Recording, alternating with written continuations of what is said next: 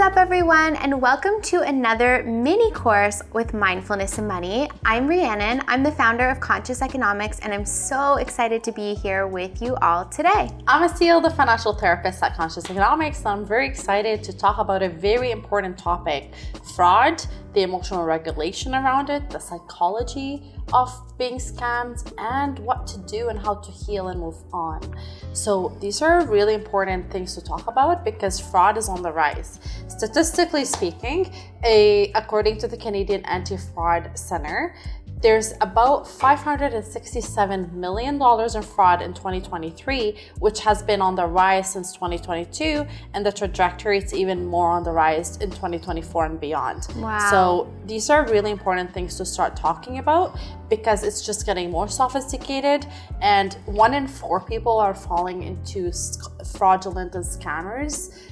So it's important to recognize it if it's happening to you or to people around you. I think just anecdotally over the last year, like we're in 2025 right now, 2024, the amount of my close friends and family that were scammed. Same here. And large amounts. These were not small amounts. And I think just putting that out there first and foremost, that it's such a sensitive topic because I know when I've been scammed, I feel like there's something wrong with me, or that I'm silly, or I'm not that smart, honestly. Yeah. And I think but there's something else playing around it. There's been an increase of financial stress and and there's statistics also to prove by the Financial Behavioral Survey that was done back in 2023 that the more financially stressed you are, there's 60% people who are making at least one financial decisions that they deeply regret out of this particular stress that they're experiencing. Yes. So it's important to recognize that because financial stress is part of the reality that we're living in,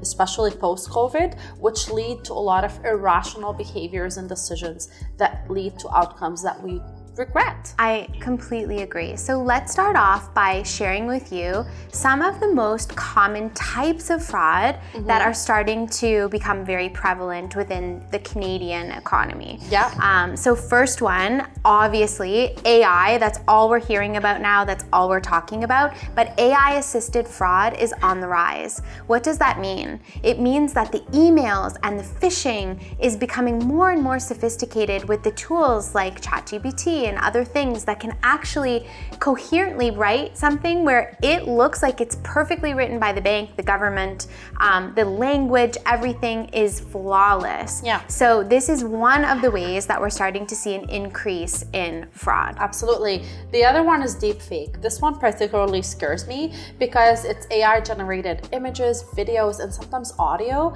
I worry about a day where you may get a call from somebody who sounds exactly like your mother who needs support, and it's really scary because it's not distinguishable. Yeah.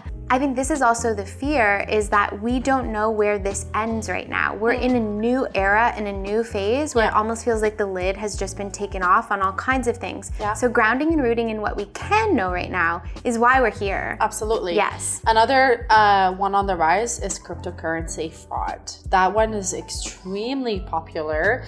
It really preys on people's greed because it promises high return in a short period of time, and it's just been widespread. And I think because there's a lack of information around cryptocurrency, how it works, how to utilize it, I think that's another layer as well. So be it fake trading platforms, be it just people who get access to your account to manage your money on your behalf, or there's a whole bunch of variety of things and how it's showing up. But another one that's also equally on the rise is task scams. Task scams basically are unexpected offers online, particularly for jobs. What really deeply saddens me about that is it usually preys on people like single mothers, newcomers, vulnerable population like maybe seniors, or people who are just in desperate need for extra income. So they position the work as something that's easy. You can do it from your home, few hours a week, and high income potential. So it really is very sophisticated in how it particularly works, because then you actually apply for the job. Sometimes there's actually even a manager. Wow. They even sometimes add you to WhatsApp group with other employees who could be partially employees and then partially people who are actually running the scam, but then you feel like you're becoming part of this community. Yes. And it's just really, really hard to disconnect from all that distortion. That is really scary. The other one that has been coming up a lot now is synthetic identity fraud.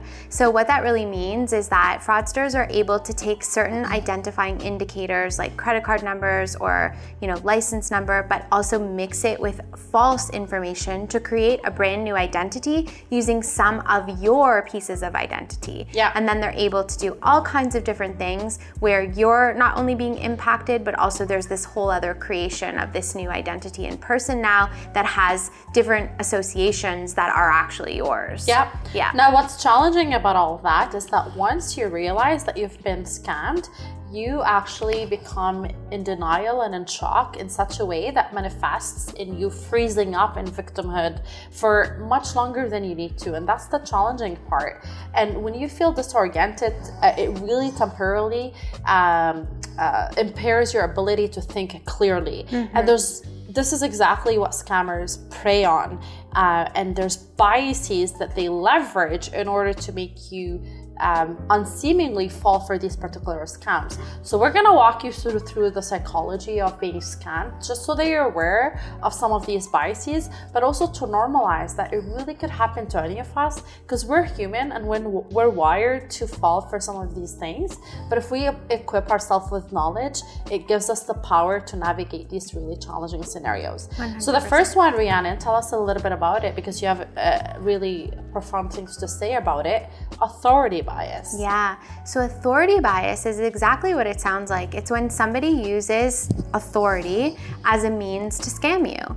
A lot of the times this can happen where there's power dynamics involved. So for instance, a CRA scam is a common authority bias scam. As soon as you see mail coming in your inbox or a text message from CRA, the Canadian Revenue Agency, asking you about taxes, especially around the season, it is immediately something that creates discomfort, and you want to be able to fix it and solve it. This is a very, very particularly challenging one for newcomers to the country that don't actually understand, and our government is digitizing lots of things at this point as well. So the confusion around what is real and what is not. Authority bias can also really impact you if you're in a situation where somebody is posing to be an expert in something. Maybe it's a bank manager and they're using highly technical jargon and terms that maybe you don't fully understand. Right away, you almost feel like they know more, so you're less inclined to question or be skeptical. And it's becoming so professional, as we already said, with AI and everything else, and using logos and real companies that I have a fun story to share about that, actually. What is it? So I smiled as you were talking about it, because I remembered reading in a book once about how this particular authority bias impacts even our day-to-day. In this particular scenario, a doctor left an instruction for a nurse to support one of his patients in injecting a specific medicine in his ear because he had an ear infection. So he wrote the instruction, inject this medicine in the R ear, meaning right ear. The nurse looked at it, and without any questioning, she injected the medicine in this patient's rear. Yes, because authority, you don't question doctors. Oh my goodness. Hilarious, but it really can show up in so many different ways. And I just thought I'd share how even in the mundane day-to-day, it can really impact us. Now, the other one I want to talk about is the halo effect, which is a cognitive bias. When somebody starts creating a positive impression of who they are because they put their best foot forward, a lot of it could be very manipulative in nature. So fraudsters use this particular bias in order to pose as somebody who's successful and kind and knowledgeable, just to prey further on the victims. 100%. Another common one is the sympathy bias. This is easy. You probably have seen a lot of these, but it's basically playing on the human emotion of wanting to be kind and help people. So generally there's a really sad sob story. There's a victim story that someone's, dying or sick or ill or needs help and support. And one of the things that I really want to point out here with this is, for me, this hasn't just been an online situation. Yeah. I've had people that I have been in acquaintance with and community who have shared with me very sympathy-inducing stories around things and struggles that they're going through, and asked me for donations and support, which I've given only to later realize that I was scammed, that story wasn't actually true. They prey on people's tendency to want to help others. 100%. Innately, we just have a good nature. The other thing to also note is something called the foot in the door technique. The foot in the door technique basically relies on starting gradual, small requests so that you can have the foot in the door, establish connection and trust, only to increase these demands over time.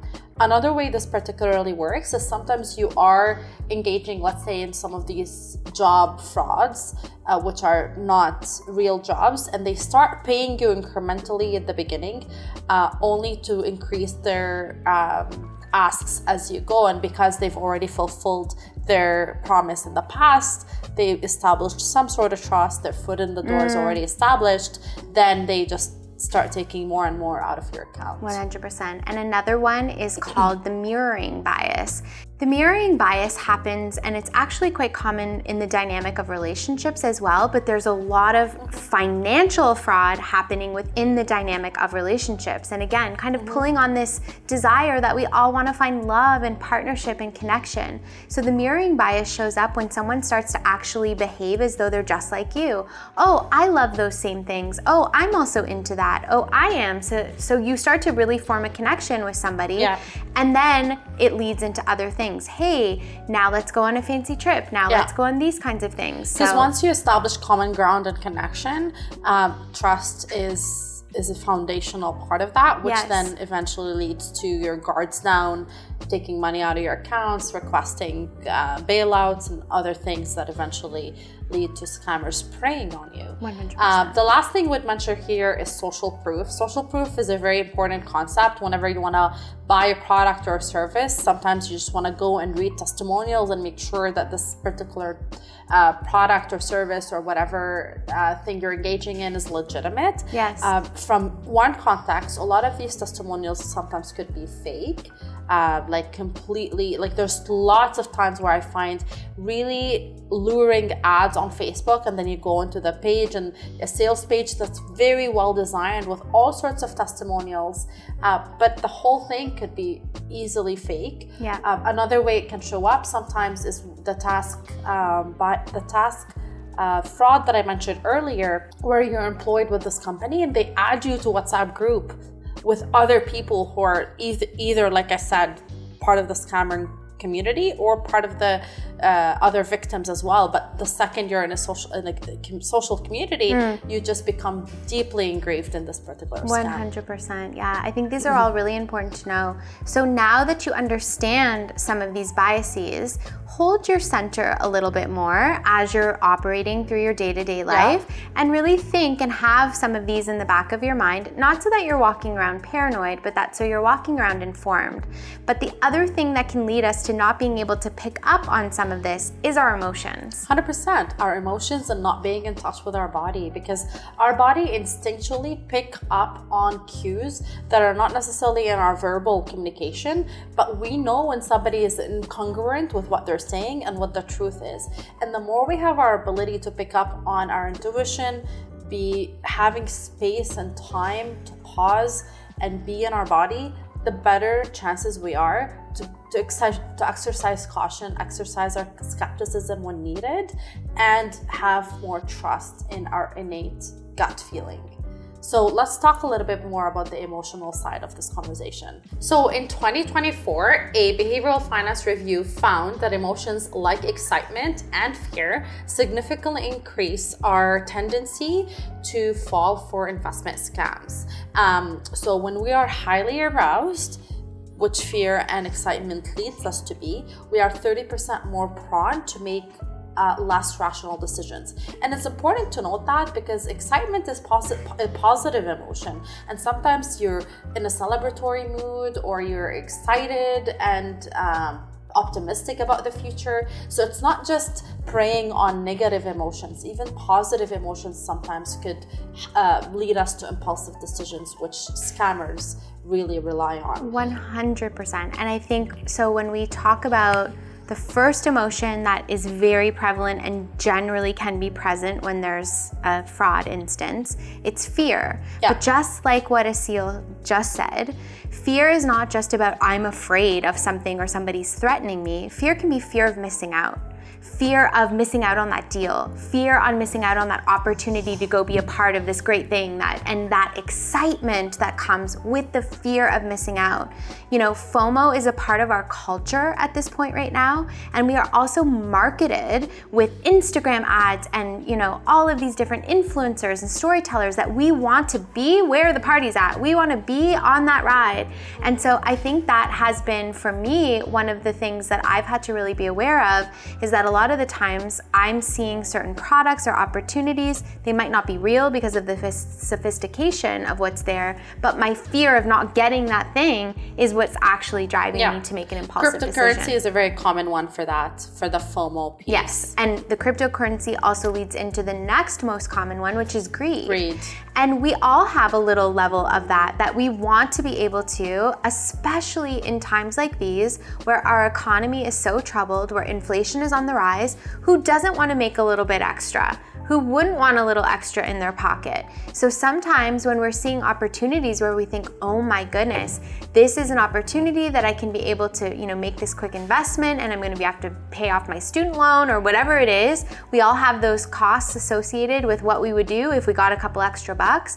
And so that feeling of greed and almost too good to be true can push us into making impulsive and irrational decisions. I was quickly looking up, I forgot what website, but there's a fear greed metrics that measures at any given point in the market, what is it really driven by? Fear and greed. Part of me feels like this is part of the old economy. We're almost, I mean, we all have fear and greed and they're a natural part of the experience as humans. But if that's all that always drives the economy, you can only imagine what kind of decisions and experiences we are constantly perpetuating. So I envision, and part of the new economy that we want to build is different values driving the economy. Yes. Aside from fear and greed, like for sure, creativity and generosity and philanthropy and other things that we can lean into. But right now, the metric is fear and greed. 100%. And going in perfect harmony with fear of missing out, with greed, is urgency.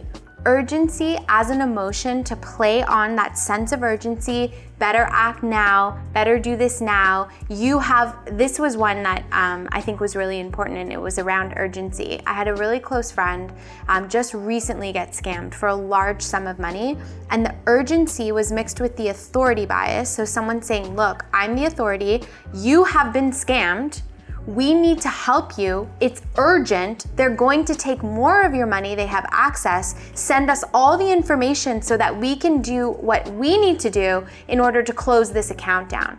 Well, of course, with the urgency, with the authority bias, what are you going to do? Send everything over. You're double checking, the numbers matching, everything's there, the logo, send over. That was the scam. This is how sophisticated it's getting, and these emotions, fear, greed, and urgency, are at the core. But what's important to also understand about the concept of urgency, when I'm working with a client in a one-on-one setting and I want to get them to attune into their body, the first thing I ask them to do is slow down. Slow down, breathe slower, because our attention to our emotions and body happens at a much slower pace than our attention to our thoughts. Thoughts just work with a much higher frequency and higher speed. So to become aware of our thoughts and our body, we need to slow down.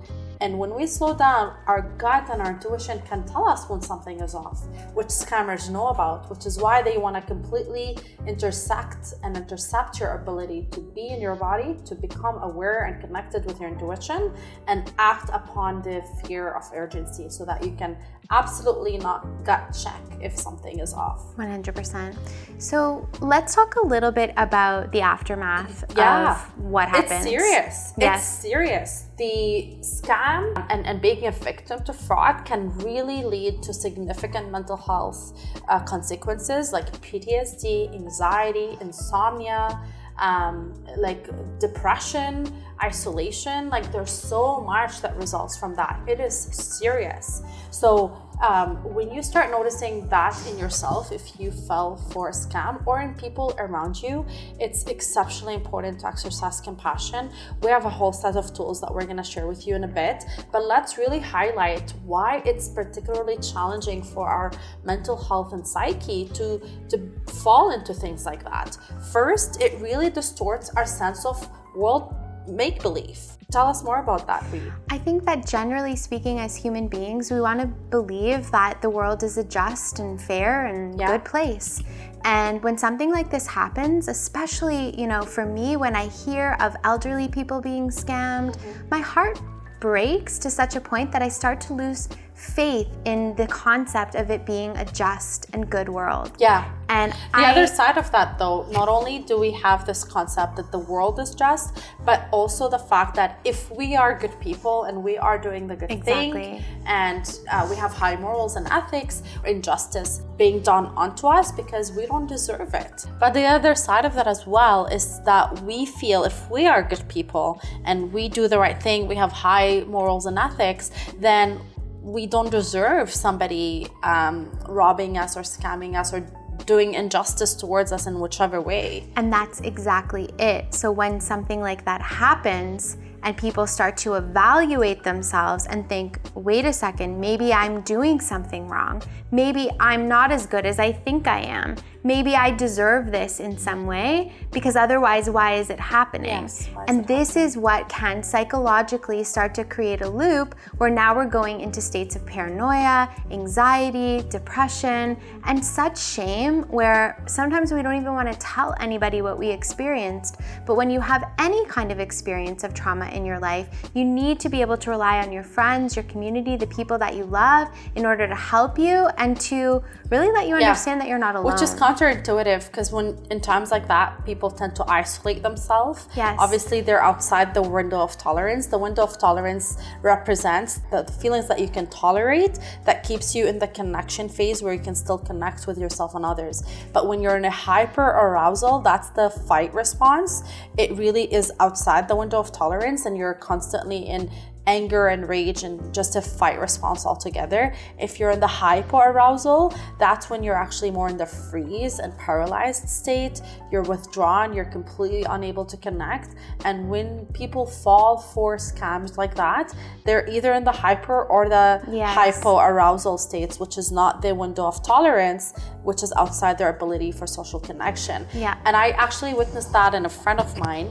Both of them fell into a Ponzi scheme recently from somebody that was recommended to them by a friend of theirs. And they lost $100,000, $50,000 each, a couple. Wow. And what was interesting about that is I was talking to my friend about it, and she was saying how she's not feeling any anger. She's just, money comes and goes, and she's not like not mad about it, but then she's recognizing how her husband is mad about it, and he's more in the wanting revenge type. And I was able to recognize she's not angry about it because she's completely still in the part of processing and in denial, but she's lost motivation in life. She's not she's completely it's showing up in other ways, showing up in exactly the opposite way that her husband is demonstrating. So he was in the hyper arousal. He wanted revenge, he was angry, he was frustrated, he was starting to have physical health symptoms that were showing as a result of that anger in his body. She was on the other side of it, and it was really quite interesting to witness how tangible these things can be in our lives when we are experiencing such shock. I agree. I think it can also teach us a lot about ourselves and our go-to framework cognitively and emotionally in our mind. You know, if you're a more passive person generally in life, you may go to that hypo reaction. If you're someone who is a little bit more reactionary, a little bit more fiery, you may end up on that other spectrum. Sure. So it does kind of give you a little indication of where your baseline is. Yeah. Now that we've gone over all of those pieces, and it's a lot, how can we now focus on helping you understand if you have been a victim of fraud or someone that's around you, how do you heal? How do you piece back your life after experiencing something like this? Actually,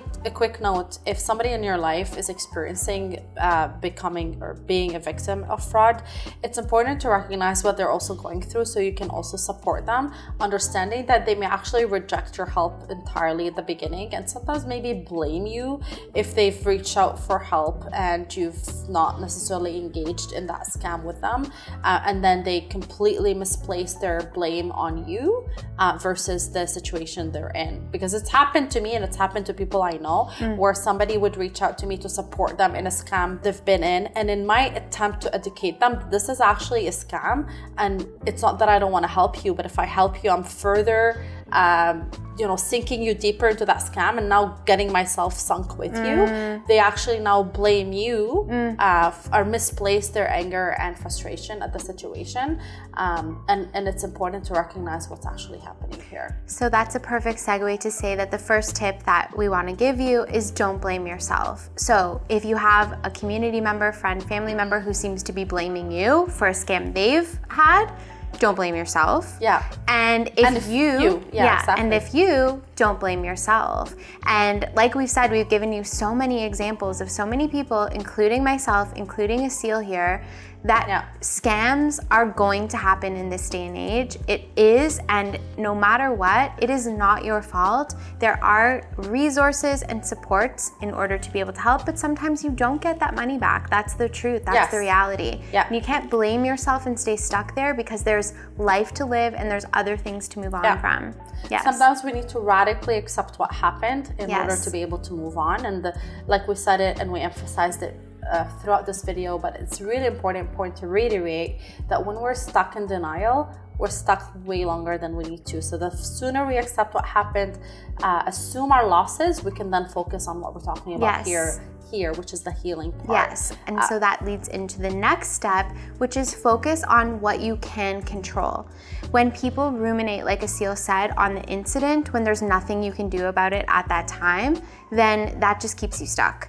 But at this point, if there's radical acceptance, you've done everything you can in order to see if there's any way that you can recover your income or your money. But if not, then it gets to what can I control? How can I make sure that I set myself up so that this never happens again? Where and what can I do in order to, help deal or mitigate this situation? Now, when I work with clients, there's different parts of the experience that we are exposed to. There's the cognitive part, which is our thought pattern. There's the emotions, which is a big part of our experience. And there's the somatic nervous system part. And sometimes we need different techniques to help us process the entirety of our experience. Right now, I want to talk a little bit about cognitive restructuring. It's not a holistic in nature because it's focused on the cognitive part, but something that you can do on your own in the comfort of your own home. While I also suggest reaching out to professionals, to therapists or counselors, people who can help you processing your experience and moving past it. Cognitive techniques tend to be things that you can actually be empowered to do on your own as well, but absolutely reach out for professionals when you need to. So what is cognitive restructuring? Cognitive restructuring involves us, first of all, becoming really aware of our thoughts. Because once we do, and journaling is a powerful way of bringing this awareness forward, we can then challenge the thoughts that are destructive in nature, which after falling into a scam, you tend to be just spiraling in a downward spiral.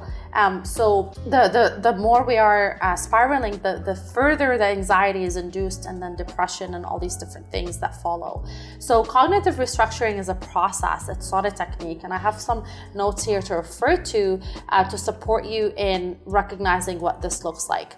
Generally speaking, one of the techniques is called decatastrophizing, because sometimes when we're falling into a scheme, we catastrophize what it means, what that means about who we are, about the situation, about the fact that we're doomed, or what may happen next, because we talked about the world belief.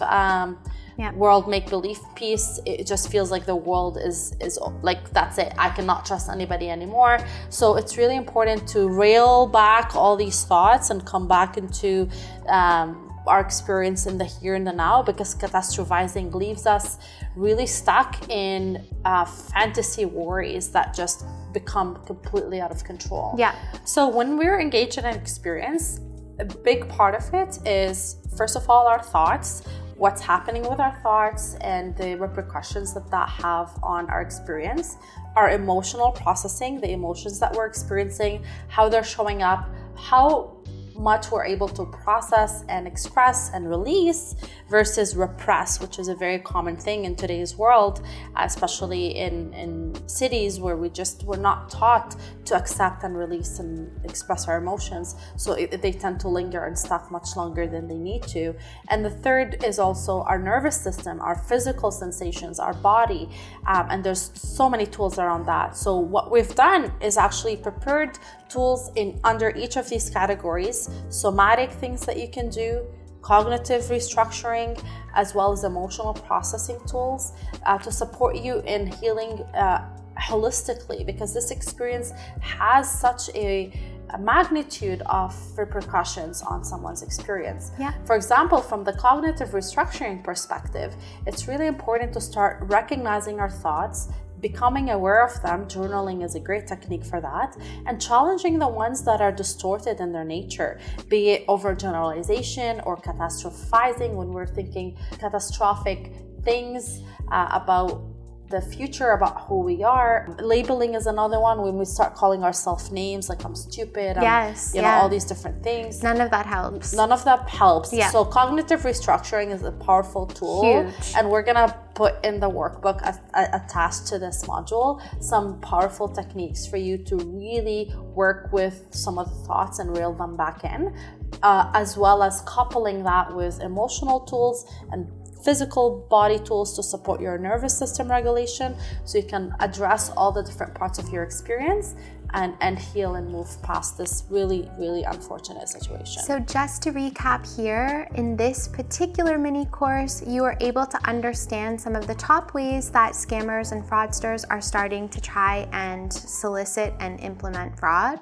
You've also been able to understand the psychological biases that can really show up in creating an increased chance of being a victim of fraud. And we've broken down the emotional layers and understanding of how to heal after you have experienced fraud, which so many of us do. So we'll link you to the resources below, and we'll see you again on the next Mindfulness and Money. Thank you for being here.